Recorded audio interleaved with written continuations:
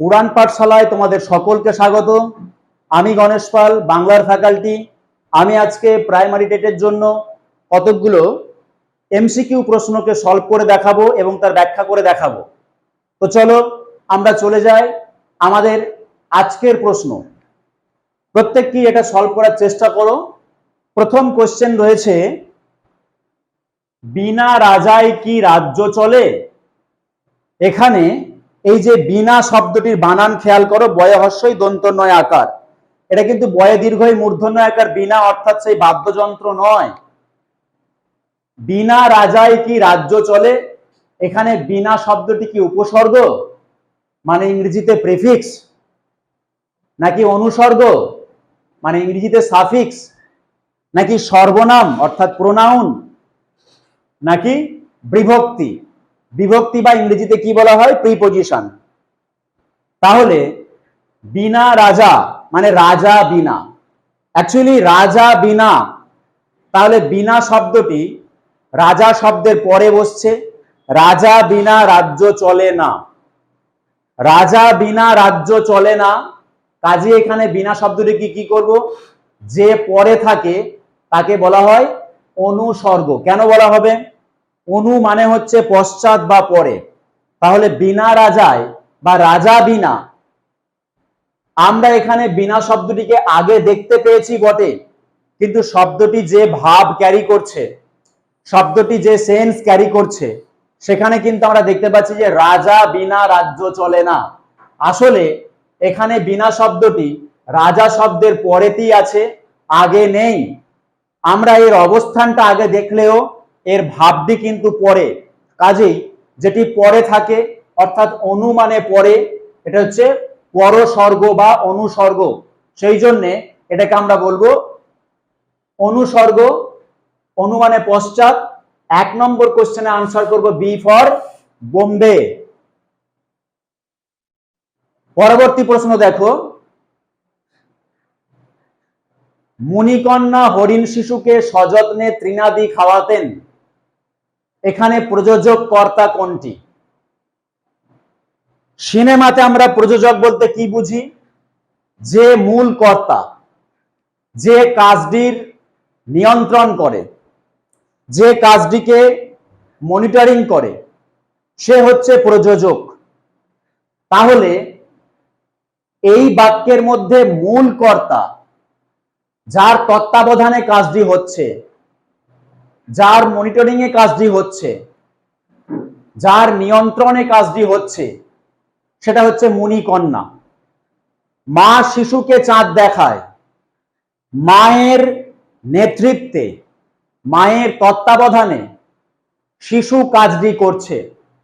মুনিকন্যা হরিণ শিশুকে ঘাস বা তৃণ খাওয়াতেন। তাহলে মুনিকন্যার নেতৃত্বে, মুনিকন্যার তত্ত্বাবধানে এখানে কাজটি হয়ে চলেছে। কাজেই এখানে আমরা মুনিকন্যাকে বলবো প্রযোজক কর্তা। প্রসঙ্গত বলে রাখি, এখানে প্রযোজ্য কর্তা বলে একটা কর্তা কথা আমরা ব্যাকরণে পাই। সেক্ষেত্রে হরিণ শিশু কিন্তু আসলে তৃণ খাওয়ার কাজটি করে, মুনিকন্যা কিন্তু তৃণটি খায় না, সে হরিণ শিশুকে খাওয়ায়। তাহলে এখানে মুনিকন্যা হচ্ছে প্রযোজক কর্তা আর হরিণ শিশু হবে প্রযোজ্য কর্তা। যদি বলা হয় যে শ্রীকৃষ্ণ অর্জুনকে বিশ্বরূপ দেখাইছিলেন, তো বিশ্বরূপ দেখিয়েছেন কে? শ্রীকৃষ্ণ। শ্রীকৃষ্ণের নেতৃত্বে অর্জুন বিশ্বরূপ দেখেছে। দেখছে কে? শ্রীকৃষ্ণ দেখছেন না, দেখছেন অর্জুন। তাহলে ওই বাক্যটিতে অর্জুন হবে প্রযোজ্য কর্তা আর শ্রীকৃষ্ণ হবে প্রযোজক কর্তা। ঠিক এক্ষেত্রে এই বাক্যটিতে মুনিকন্যা হবে প্রযোজক কর্তা, কিন্তু হরিণ শিশু হবে প্রযোজ্য কর্তা। তাহলে 2 নম্বর প্রশ্নের উত্তরে আমরা কি পাবো? এ, মুনিকন্যা হচ্ছে প্রযোজক কর্তা। এটা একটা কারকের অধ্যায় থেকে প্রশ্ন, এটাও কারকের অধ্যায় থেকে প্রশ্ন। কোশ্চেন নাম্বার 3, উদ্ধার থেকে ধার কোন ধরনের ধ্বনি পরিবর্তন? আমরা দেখতে পাচ্ছি উদ্ধার শব্দের মধ্যে বর্ণটি শুরু হয়েছে হর্ষৌ দিয়ে এবং হর্ষৌটি লোপ পেয়ে গেছে। হর্ষৌটি লোপ পেয়ে গেছে মানে শব্দের শুরুতে একটা হর্ষৌ ছিল, এখন আর নেই। হর্ষ একটা স্বরবর্ণ, সে শুরুতে ছিল, শুরু থেকে উঠে চলে গেছে। শুরু মানে আদি, আদিতে স্বরবর্ণ ছিল কিন্তু এখন আর নেই, তাকে বলা হয় আদি স্বরলোপ। তাহলে উদ্ধার থেকে ধার এই উদাহরণটি ধ্বনি পরিবর্তনের যে নিয়মকে কোয়ালিফাই করবে সেই নিয়মটির নাম হবে আদি স্বরলোপ। পরবর্তী কোশ্চেনে দেখা যাচ্ছে ভয়ে প্রাণ কাঁপতে লাগলো, ভয়ে কোন কারক? দেখো, এটা আমাদের মনে হবে যে ভয়ের দ্বারা প্রাণ কাঁপে, কিন্তু সব সময় খেয়াল রাখবো ভয় শব্দটি থেকে অর্থে ব্যবহৃত হয়। আমরা যদি কোনো কিছু কাজ করে থাকি সেটা ভয় থেকে করি। আমরা ভয় থেকে কোনো একটা জায়গা থেকে পালিয়ে যাই, আমরা ভয় থেকে কোনো একটা কাজকে অ্যাকসেপ্ট করি না, আমরা ভয় থেকে কোনো বিষয়ের সামনাসামনি হই না। ভয়ের দ্বারা নয়, ভয় থেকে। এটা খেয়াল রাখতে হবে। লোক ভয়, মৃত্যু ভয়, ব্যাঘ্র ভয় সব সময় থেকে ভাবটিকে ক্যারি করে, তাই ভয় থেকে আমরা করব অপাদান কারক। থেকে অর্থে অপাদান কারকটি হয়। এটি আমাদের করণ কারক হবার জন্য অনেক ক্ষেত্রে আমাদেরকে তাড়িত করতে পারে, কিন্তু আমরা তাড়িত হব না। থেকে ভাবটি আছে এখানে, অতএব এটা আনসার হবে D for Delhi. Question number 5, তীর্থের কাক এই বাগধারাটির অর্থ কি? বাগধারা ইংরেজিতে যাকে বলা হয় ইডিয়ম। প্রত্যেকটি ভাষাতে এই বাগধারা ব্যাপারটি একটা ভাষার বিশেষ অলংকার বা বিশেষ সম্পদ বলা যেতে পারে। তীর্থের কাক হচ্ছে দীর্ঘ প্রতীক্ষা, দীর্ঘক্ষণ প্রতীক্ষা, কোনো কিছু প্রাপ্তির আশায় দীর্ঘক্ষণ প্রতীক্ষা, একে বলা হয় তীর্থের কাক। তাহলে তীর্থের কাক এই বাগধারাটির অর্থ আমরা কি করব? যে প্রত্যাশী ব্যক্তি। দেখো, আমরা কোনো কিছু আশা করে যদি বসে থাকি তখন তাকে বলা হয় তীর্থের কাকের মতো সেই কখন থেকে বসে আছি, এখনো তোমার দেখা পাইনি। কাজেই তীর্থের কাক হচ্ছে দীর্ঘ প্রত্যাশা। সেই জন্যে তীর্থের কাক এই বাগধারাটির অর্থ হবে প্রত্যাশী ব্যক্তি বা দীর্ঘ প্রতীক্ষিত ব্যক্তি। আনসার করব B for Bombay. Question number 6, একটা গানের লাইন, মম চিত্তে নীতি নিত্যে। মম মানে কি?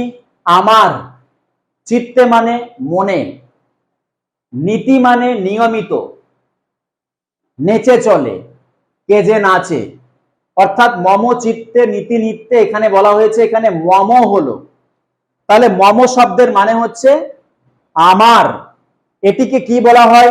এটিকে বলা হয় প্রোনাউন বা সর্বনাম। আমার, আমি, সে, তারা, এগুলো সব হচ্ছে প্রোনাউন বা সর্বনাম। তাই 6 নম্বর প্রশ্নের আনসার করব সর্বনাম অর্থাৎ ছি। পরবর্তী প্রশ্ন দেখো, ভক্ত ভক্ত ভাত। এখানে ভাত কি জাতীয় শব্দ? বাংলা শব্দ ভান্ডার অধ্যায়ের কোশ্চেন এটি। শব্দ ভান্ডার অর্থাৎ যেখানে আমরা তৎসম শব্দ, তদ্ভব শব্দ, অর্ধ তৎসম শব্দ এইগুলিকে পাই, সেই অধ্যায়ের কোশ্চেন। ভক্ত শব্দটি একটি তৎসম শব্দ। কেন? এটা সংস্কৃত শব্দ, আজকেও এই শব্দটির ব্যবহার আছে। তাহলে এই শব্দটি ক্রমে ক্রমে পরিবর্তিত হয়েছে বা বিবর্তিত হয়েছে। আমরা এটাকে ক্ষতিপূরক দীর্ঘীভবনও বলতে পারি যদি ধ্বনি পরিবর্তনের রেসপেক্টে বলে। ক্ষতিপূরক দীর্ঘীভবন বলা যেতে পারত, কিন্তু এখানকার কোশ্চেনটি ধ্বনি পরিবর্তনের নয়, শব্দ ভান্ডারের কোশ্চেন। যদি কোনো শব্দ বিবর্তিত হয় বা পরিবর্তিত হয় তাহলে তাকে বলা হবে তদ্ভব শব্দ।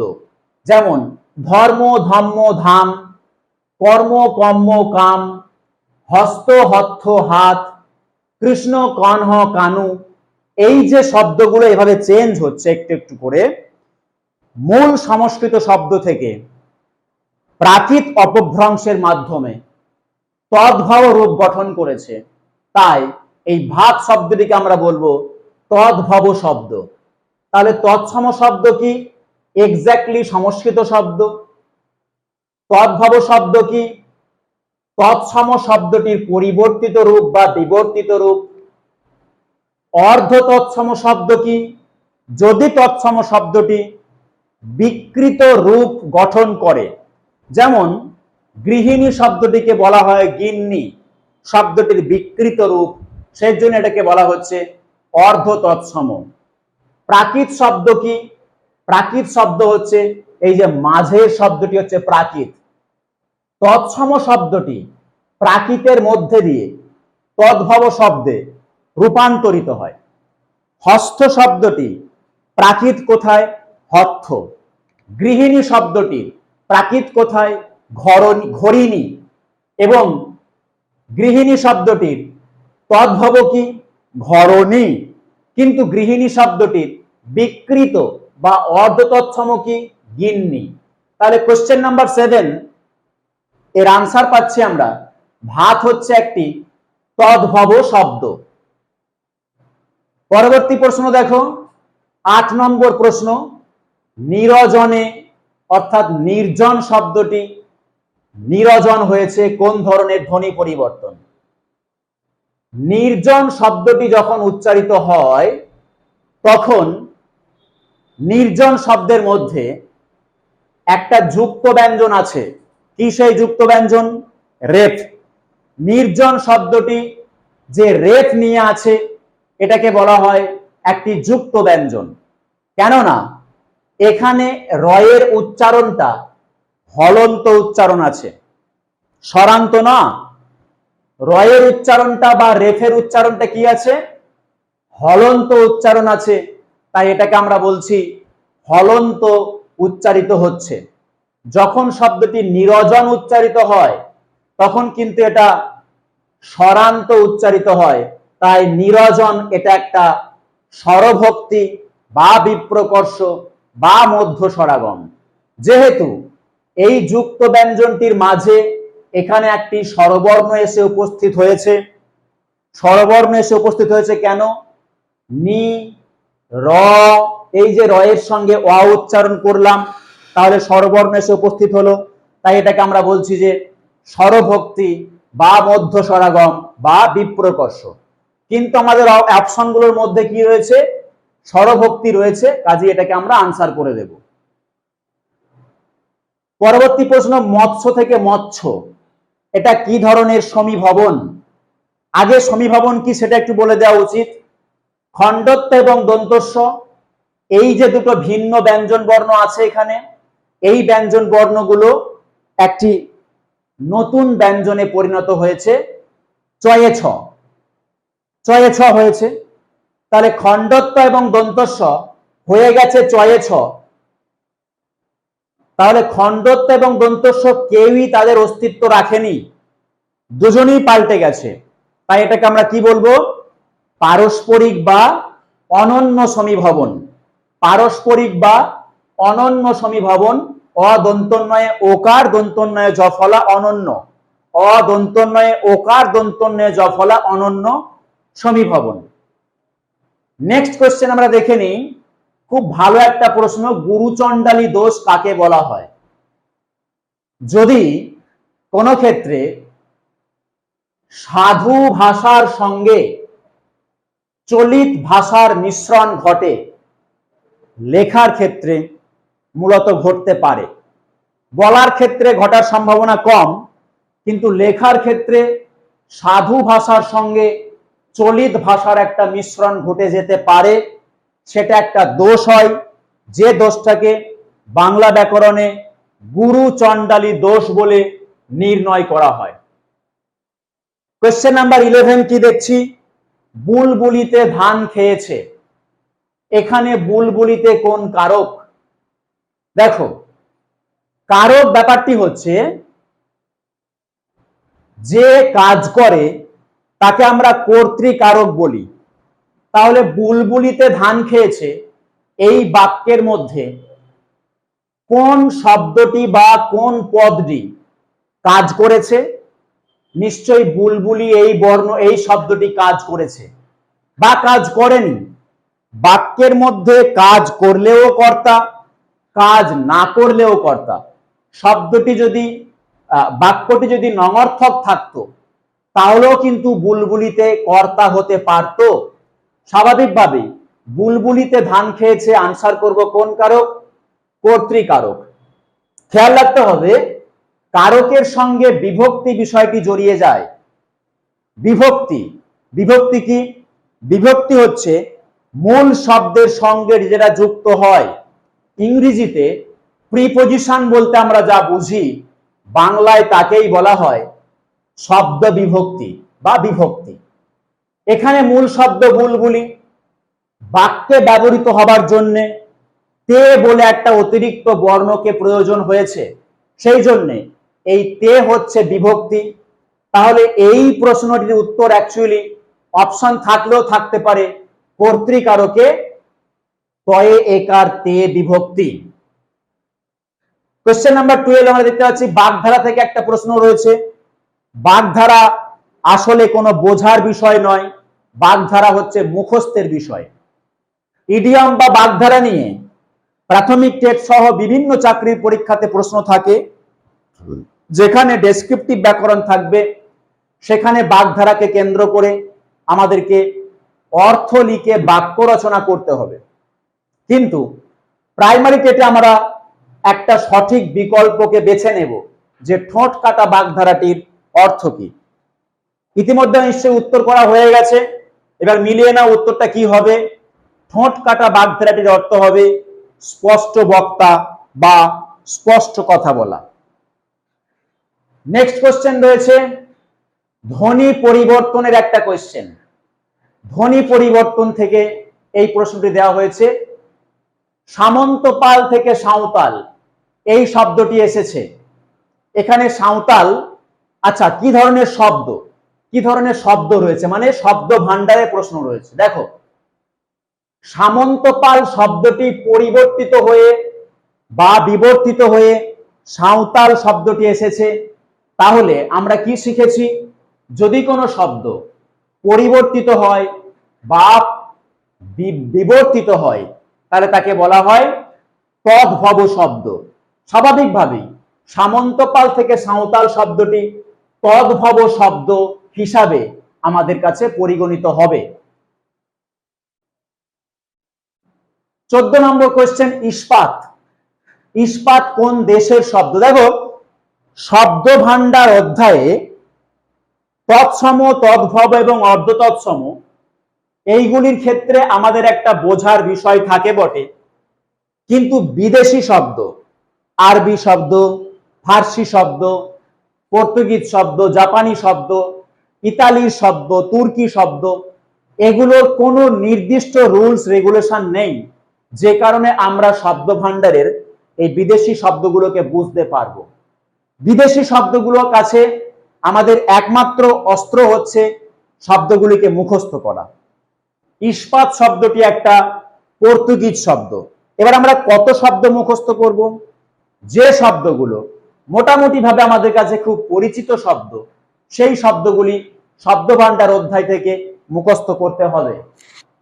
নেক্সট কোশ্চেন দেখো, কথামৃত কোন সমাস? আমরা আনসার করব, তার আগে ব্যাখ্যাটা একটু দেখে নিই। রামকৃষ্ণ কথামৃত একটা বই, একটা গ্রন্থ। সেই গ্রন্থের মধ্যে কি আছে? গ্রন্থের মধ্যে কথা আছে। কিছু কথা লেখা আছে। নিশ্চয়ই সেই গ্রন্থের মধ্যে কোনো অমৃত ঢেলে দেওয়া নেই। হ্যাঁ, অমৃত ঢেলে দেওয়া আছে, কিন্তু বাস্তব অর্থে অমৃত বলতে যা বুঝি সেটা নয়। আসলে কথামৃত বলতে কতকগুলো কথা। তাহলে কথামৃত শব্দের মধ্যে মূল অংশটা হচ্ছে কি? কথা। এই যে কথা, এটা হচ্ছে উপমেয়। কেননা কথামৃত শব্দের মধ্যে কথা প্রধান, যাকে আমরা উপমেয় বলবো। কিন্তু সেই কথাগুলো কি রকম? সেই কথাগুলো কি বাজে কথা? সেই কথাগুলো কি মূল্যহীন কথা? সেই কথাগুলো কি অপ্রাসঙ্গিক খারাপ কথা? না, কথামৃতের মধ্যে যে কথাগুলো আছে সেই কথাগুলো খুব দামি কথা, খুব মূল্যবান কথা। সেই জন্যে দামি কিংবা মূল্যবান বোঝানোর স্বার্থে আমরা কথামৃত শব্দের মধ্যে কি করেছি? অমৃত শব্দের সঙ্গে সেই কথাগুলোকে তুলনা করেছি। কারণ অমৃত পৃথিবীর শ্রেষ্ঠ একটা সাধু বস্তু, মিষ্ট বস্তু, সুমিষ্ট বস্তু। সেই জন্যে এই কথাগুলো অত্যন্ত মিষ্ট, অত্যন্ত পবিত্র, অত্যন্ত সাধু। তাই অমৃতকে বলবো উপমান। এখন আমরা দেখতে পাচ্ছি কথামৃত শব্দের মধ্যে কথা উপমেয়, অমৃত উপমান। এই উপমেয় আর উপমানের একটা সমন্বয় রয়েছে। যদি কোনো সমাসবদ্ধ পদে উপমেয় আর উপমান মিলে একটা পদ গঠন করা হয়, তাকে বলা হবে উপমিত কর্মধারয়। তাহলে কথামৃতের আনসার কি হলো? উপমিত কর্মধারয়। পরবর্তী প্রশ্নে আমরা দেখতে পাচ্ছি কি? নূপুরের আওয়াজ এক কথায় প্রকাশ। আচ্ছা, এক কথায় প্রকাশ আসলে একটা মুখস্থ এরিয়া। নূপুরের আওয়াজকে বলা হবে, আনসার করার চেষ্টা করছো নিশ্চয়ই, এবং আশা করি আনসার করে ফেলেছো। নূপুরের আওয়াজকে আমরা বলবো নিক্কণ। তাহলে বাকি যে অপশনগুলো আছে সেই অপশনগুলো সম্পর্কে একটু উত্তর করে দেওয়া যাক। কেকা। কেকা হচ্ছে ময়ূরের ডাক। ময়ূরের ডাককে এক কথায় কেকা বলা হয়। সিঞ্জন। সিঞ্জন কি? সিঞ্জন হচ্ছে যে কোনো অলংকারের শব্দ, তাকেই বলা হবে সিঞ্জন। সেক্ষেত্রে নূপুরও হতে পারে, কিন্তু নূপুরের আওয়াজকে স্পেসিফিক্যালি বলা হয় নিক্কণ। তো সিঞ্জন হচ্ছে অলংকারের শব্দ। এই ব্রিংহর্ন শব্দটিকে কেন্দ্র করে 2017 সালের প্রাইমারি টেটে একটা কোশ্চেন দিয়েছিল যে ব্রিংহর্ন শব্দটিকে সন্ধির উপায়ে কি ধরনের এটা সন্ধিবদ্ধ শব্দ রয়েছে তা সম্পর্কে একটা কোয়েশ্চেন ছিল। ব্রিংহর্ন মানে হচ্ছে কি? হাতির ডাক। তাহলে আমরা 16 নম্বর প্রশ্নে প্রত্যেকটি অপশনকে বুঝতে পারলাম, এবং 16 নম্বর কোয়েশ্চেনের আনসার হবে ডি ফর দিল্লি। পরবর্তী প্রশ্ন দেখো আছে বাচ্চ থেকে। গান শুনলে আমি একটু ছোট্ট করে বলে দেবো যে বাচ্চ কি। বাচ্চ হচ্ছে কথা বলার প্রকাশ ভঙ্গিমা। আমরা যদি বলি কি গান শুনলে, কি খেলা দেখলে, এটা একভাবে বলা যায়। আবার বলতে পারি খেলা দেখা হলো, গান শোনা হলো, কোথায় যাওয়া হয়েছিল, কোথায় গিয়েছিলে, কোথায় যাওয়া হয়েছিল, কোথায় যাচ্ছ, কি কোথায় যাওয়া হচ্ছে। বিভিন্ন ভাবে আমরা কথা বলি। তাহলে গান শুনলে এই বাক্যটিতে আমরা কি বলছি? কর্তার অনুগামী ক্রিয়াপদ, কর্তার উদ্দেশ্যে সরাসরি বলা হচ্ছে। যখন কোনো বাক্য কর্তার উদ্দেশ্যে ডিরেক্টলি থ্রো করা হয়, কর্তার অনুগামী হয় সেই বাক্যের ক্রিয়া, তাকে বলা হয় কর্তৃবাচ্য। কোথায় যাচ্ছ? কর্তার উদ্দেশ্যে সরাসরি থ্রো করা হচ্ছে, তাই তাকে বলা হচ্ছে কর্তৃবাচ্য। তাহলে 17 নম্বর প্রশ্নের আনসার হবে কর্তৃবাচ্য। পরেরটাই চলে যায় যে বৈশাখ মাসে তার হাঁটু জল থাকে। হাঁটু জল কোন সমাস? দেখো, সমাস বলতে তার মধ্যে কমপক্ষে দুটো পদ একসঙ্গে থাকবে। হাঁটু জল। এখন এই হাঁটু জল শব্দটিকে আমরা কিভাবে ব্যাখ্যা করব? আমরা ব্যাখ্যা করব কিভাবে? হাঁটু পর্যন্ত জল, এইভাবে ব্যাখ্যা করতে পারি, যাকে বলা হয় ব্যাস বাক্য। তাহলে ব্যাস বাক্যের মাঝখানে কি রইল? হাঁটু পর্যন্ত জল। আসলে হাঁটু পর্যন্ত জল এই ব্যাস বাক্যের মাঝখান থেকে পর্যন্ত শব্দটি লোপ পেয়ে গেছে। এই পর্যন্ত শব্দটি লোপ পেয়ে গেছে বলে একে বলা হচ্ছে মধ্য পদলোপী কর্মধারয়। পরবর্তী প্রশ্নে আমরা দেখি, ক্রিয়ার কাল বা টেন্স আছে। ক্রিয়ার কাল,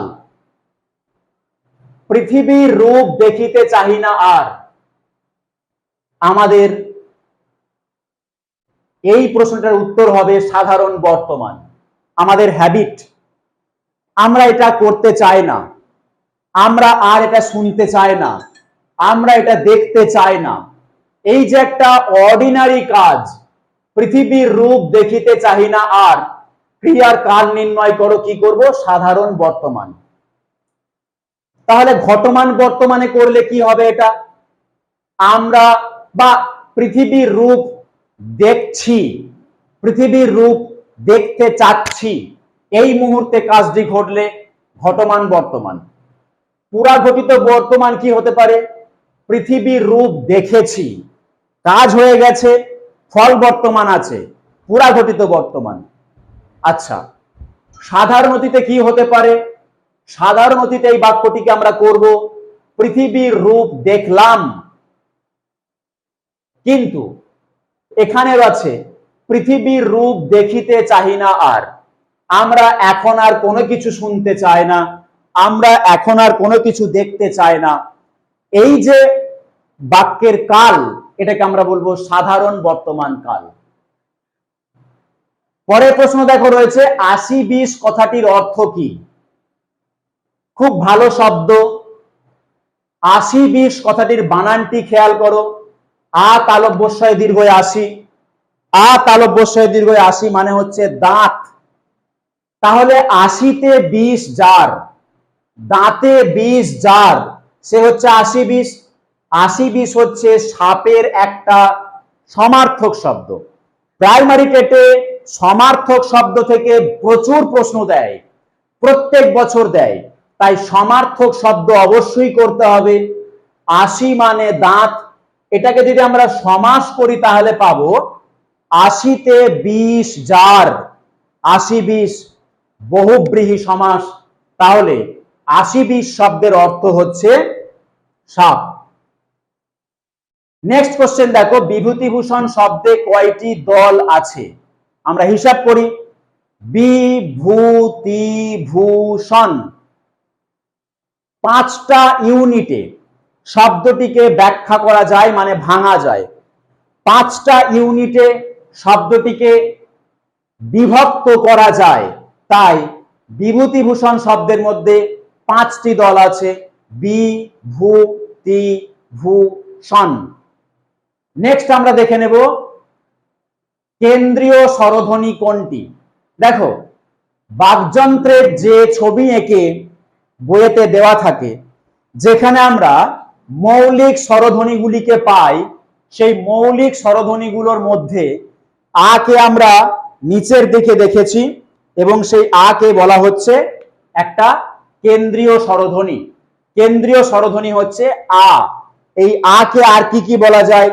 কেন্দ্রীয় স্বর বলা যায়, মধ্যগত স্বরধ্বনি বলা যায়, বিবৃত স্বর বলা যায়, নিম্ন স্বরধ্বনি বলা যায়। আমাদের প্রশ্ন অনুযায়ী কেন্দ্রীয় স্বরধ্বনি হবে আ। কোশ্চেন নাম্বার 23 কি রয়েছে?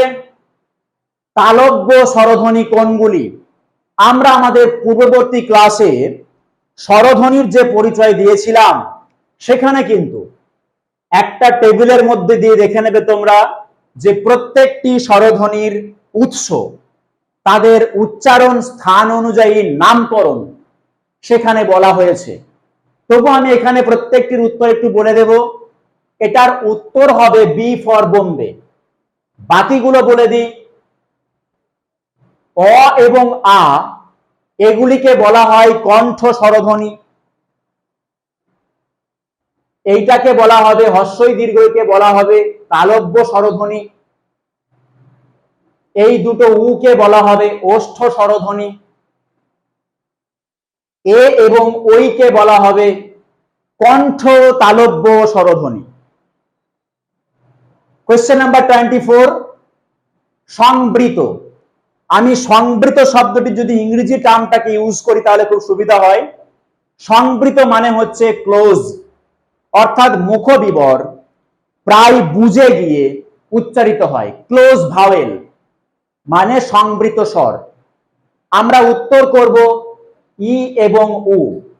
মৌলিক স্বরধ্বনি অধ্যায়ে বাকযন্ত্রের ছবিতে সব থেকে ওপরের দিকে যে দুটো ধ্বনি, যাদেরকে উচ্চ স্বরধ্বনিও বলা হয়, তাদেরকে এখানে আমরা বলবো সংবৃত। উঁচুতে থাকে বলে উচ্চ, আর মুখবিবর প্রায় বন্ধ হয়ে উচ্চারিত হয় বলে সংবৃত। তাহলে এই দুটো হচ্ছে সংবৃত। বাকি আনসারগুলো একটু ব্যাখ্যা করতে পারি। আমরা বলতে পারি যে এই উটা হচ্ছে গিয়ে অবশ্যই তোমার একটা নিম্ন মধ্য, এবং এই ই হচ্ছে এ নিজেও উচ্চে আছে। যদিও আমাদের মৌলিক স্বরধ্বনির এই প্রত্যেকটি বর্ণ এখানে উপস্থিত নেই, কিন্তু তাদের ধ্বনিগত নামগুলো অনুযায়ী আমরা এখানে বলতে পারি যে এগুলো ওষ্ঠ স্বরধ্বনি, এগুলো হচ্ছে কণ্ঠ তালব্য, এবং এই দুটিকে একসঙ্গে কোনো ধ্বনির নাম দেওয়া সম্ভব নয়। তাহলে 24 নম্বর প্রশ্নের আনসার সংবৃত স্বর কি বলবো? এ, ই এবং উ। কোশ্চেন নাম্বার 25, পদ কয় প্রকার? আমরা সকলেই আনসার করব পদ 5 প্রকার। আমরা জানি বিশেষ্য, বিশেষণ, সর্বনাম, অব্যয়, ক্রিয়া, এই 5 প্রকার বলে দেব না। পদ হচ্ছে মূলত 2 প্রকার। একটা হচ্ছে নামপদ, আর একটি হচ্ছে ক্রিয়াপদ। নামপদের যে প্রকারভেদগুলো আছে সেটা 5 প্রকার। নামপদের প্রকারভেদগুলো 5 প্রকার। তারা হচ্ছে বিশেষ্য, বিশেষণ, সর্বনাম, অব্যয়, আর একটা হচ্ছে ক্রিয়া। তো পদের এই প্রকারভেদের ভিতরে 2 প্রকারের মধ্যে আমরা 4টে পাই নামপদের প্রকারভেদ, আর একটা পাই ক্রিয়াপদ।